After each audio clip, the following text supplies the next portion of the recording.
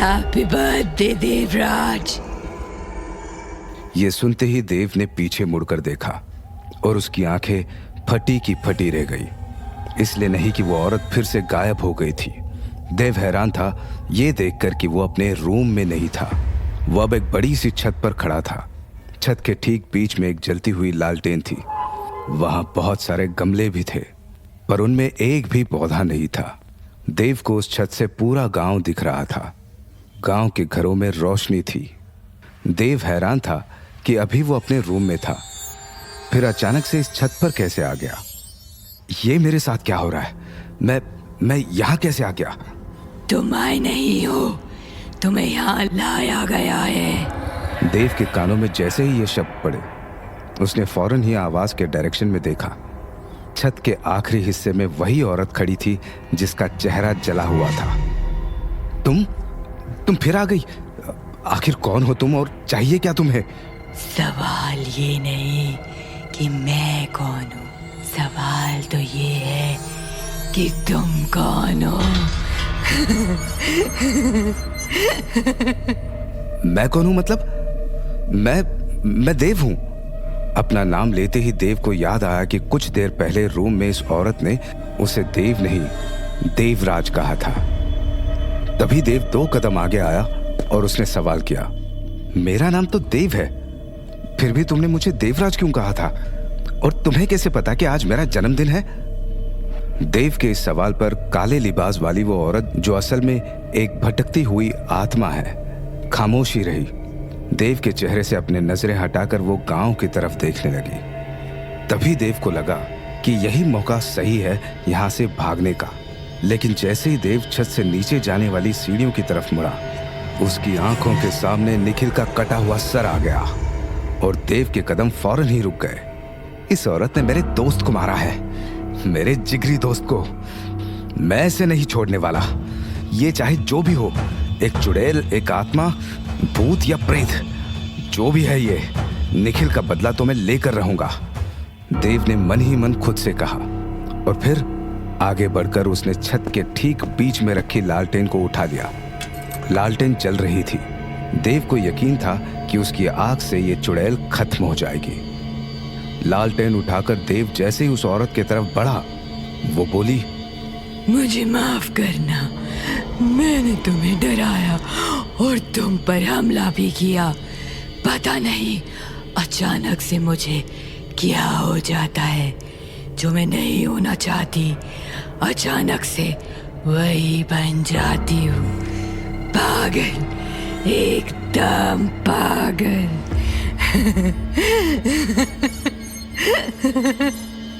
गांव की तरफ देखते हुए उस औरत ने जो कहा वो सुनकर देव रुक गया।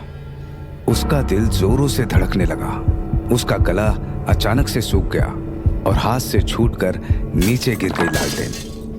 ये सब तो उस चुड़ैल ने भी कहा था जो मुझे अपने साथ ले जाना चाहती थी। तुम वही चुड़ैल हो? वृंदा, मेरा नाम वृंदा है।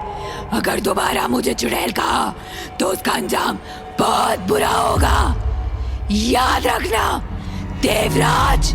देव की तरफ पूरे गुस्से से देखते हुए वृंदा ने तेज आवाज में कहा। गुस्से से भरी वृंदा की तेज आवाज सुनते ही देव को भी एकदम से गुस्सा आ गया। वो भागकर वृंदा के पास आ गया और उसकी गर्दन पकड़कर बोला, चली जा हमारी जिंदगी से, भूल मत हम क्या क्या कर सकते हैं। देवराज हैं हम, देवराज। देव का ये रूप देखकर वृंदा मुस्कुराने लगी। अचानक ही देव पीछे हट गया। उसे समझ नहीं आया कि अभी उसने जो किया वो सब क्या था। मैंने ये सब मुझे नहीं पता। कैसे मैं? सही वक्त आने पर तुम सब कुछ जान जाओगे। अभी के लिए इतना जान लो कि ये सब एक हकीकत भी है और एक सपना भी। लेकिन इस सपने से जागने के बाद जिस किसी का चेहरा तुम सबसे पहले देखोगे, उस पर कयामत आएगी, कयामत। मतलब? देव ने हैरानी से पूछा। वृंदा ने कुछ नहीं कहा, बस एक नजर गौर से देव को देखा और फिर उसे पकड़कर एक ही झटके में छत से नीचे फेंक दिया। जमीन पर गिरते ही देव की आंखें खुल गई। वो अपने कमरे में ही सोया था। देव नींद से जागा और उसने सबसे पहले अपनी गर्लफ्रेंड अंजलि को देखा, जो ठीक उसके सामने खड़ी थी। गुड डे जनाब, खुल गई नींद तुम्हारी?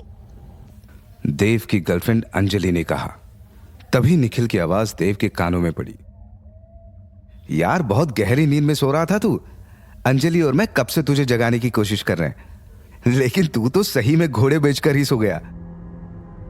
निखिल को सामने देखते ही देव पलंग से उतरा और उसने निखिल को गले से लगा लिया। फिर भर आए गले से बोला, तू ठीक है? शुक्र है तू ठीक है। मुझे लगा था कि मैंने तुझे। अरे मैं बिल्कुल ठीक हूं, मुझे क्या होगा? तूने फिर कोई बुरा सपना देखा क्या? सपना? हाँ, वो सपना था। देव ने धीरे से बुदबुदाते हुए कहा। तो मैंने जो भी देखा, जो भी हुआ, वो सब एक बुरा सपना था। लेकिन अगर सपने में दिखने वाली वो वृंदा की बात सच निकली तो फिर अंजलि खतरे में। आंखें खुलते ही मैंने अंजलि को देखा था। मन ही मन देव ने खुद से कहा। देव को अब घबराहट हो रही थी। तभी अंजलि ने उसका हाथ पकड़ा और उसे पलंग पर वापस बैठा दिया। अब सपने को भूल जाओ और हकीकत पर ध्यान दो, अंजलि ने कहा। हकीकत? अंजलि की तरफ देखते हुए देव ने हैरानी से कहा। तभी अंजलि मुस्कुराते हुए बोली, जी हाँ, हकीकत जो ये बता रही है कि आज तुम्हारा जन्मदिन है। अब सब भूल जाओ और बस केक कट करो। ये मैंने खुद अपने हाथों से बनाया है। देव ने केक कट किया तो निखिल और अंजलि ने हैप्पी बर्थडे सॉन्ग गाया। इस बीच देव को लगा कि उन दोनों की आवाज के अलावा एक तीसरी आवाज भी वहां है। ये वृंदा की आवाज थी जो देव को सपने में दिखी थी। देव ने पूरे कमरे में नजर दौड़ाई, लेकिन वृंदा उसे कहीं नहीं दिखाई दी। क्या हुआ देव? अंजलि ने पूछा। कुछ नहीं, वो मुझे लगा। देव अपनी बात पूरी करता कि तभी उसका फोन बजा। देव की मां कल्याणी का कॉल था। देव ने फौरन फोन उठाया और कमरे से बाहर चला गया। मां, प्रणाम, कैसी हैं आप? कॉल उठाते ही देव ने कहा, मैं एकदम ठीक हूँ। तुम्हें जन्मदिन की बधाई देने के लिए फोन किया है। आज 25 बरस के हो गए हो तुम। ये जन्मदिन खूब मुबारक रहे और हमेशा खूब खुश रहो। थैंक यू मां, देव ने कहा। फोन की दूसरी तरफ अपने कमरे में बैठी कल्याणी को देव की आवाज से फौरन ही अंदाजा हो गया था कि कुछ गड़बड़ है। देव की आवाज में रोज की तरह खुशी नहीं थी। कल्याणी को खुशी की जगह परेशानी सुनाई दी। वो समझ गई कि देव किसी कारण परेशान है। वहाँ सब ठीक है ना देव? तुम परेशान लग रहे हो। कोई बात है तो तुम बता सकते हो मुझे। नहीं माँ, कोई परेशानी नहीं है, ठीक हूं मैं। देव ने झूठ बोल दिया। कल्याणी अपने बेटे के झूठ को भांप गई। अंजलि से झगड़ा हुआ क्या? नहीं माँ, वो बस मैं थोड़ा थका हुआ हूँ, इसलिए मेरी आवाज से आपको ऐसा लगा होगा, लेकिन सब ठीक है यहाँ। देव ने जो कहा वो सुनकर भी कल्याणी के मन को तसल्ली नहीं हुई। उन्होंने जोर देते हुए फिर से पूछा कि वो किसी परेशानी में तो नहीं है। इस बार देव अपनी माँ से झूठ नहीं बोल पाया। उसने कल्याणी को सब सच सच बता दिया। जॉब का जाना भी और काले लिबास वाली औरत का सपने में आना भी। देव उसका नाम भी अपनी माँ को बता देना चाहता था, लेकिन फिर भी उसने नहीं बताया। 15 बरस पहले जिस चुड़ैल से देव को छुटकारा मिला था वो लौट आई है। ये जानकर कल्याणी के पैरों तले जमीन खिसक गई। उस चुड़ैल के कहे शब्द कल्याणी के कानों में एकदम से गूंजने लगे। कल्याणी, मैं आऊंगी, वापस आऊंगी मैं और ले जाऊंगी तेरे देव को अपने साथ, अपनी दुनिया में हमेशा के लिए।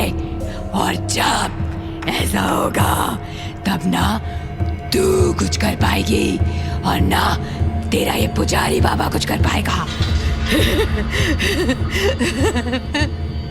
कल्याणी ने बड़ी मुश्किल से खुद को संभाला और फोन के दूसरी तरफ मौजूद देव से बोली, तो घर आ जा देव, तो बस घर आ जा। देव कुछ कहता उससे पहले ही कल्याणी ने घबराते हुए आगे कहा, तूने रक्षा कवच तो पहना हुआ है ना? जब तक रक्षा कवच तेरे गले में है तो खतरे से दूर है। मां के इस सवाल पर देव ने हाँ कह दिया, लेकिन सच तो ये था कि देव के गले में अब वो रक्षा कवच नहीं था और खतरा देव के बहुत पास खड़ा है।